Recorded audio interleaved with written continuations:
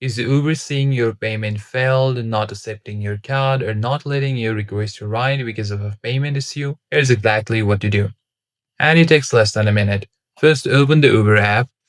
Now head over to your account center. Now tap on Wallet.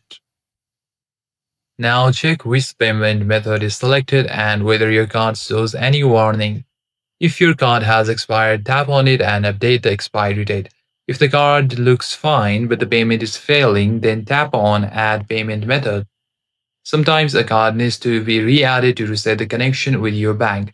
Also try switching to a different payment method for the ride.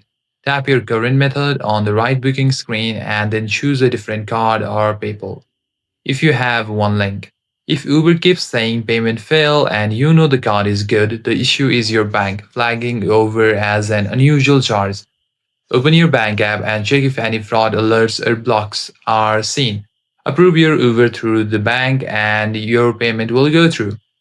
So all you gotta do is check your card in the Uber wallet, read if it is needed, and try a different method and check your bank for fraud blocks. Uber payment will work. Now that's it guys. Thank you for watching this video.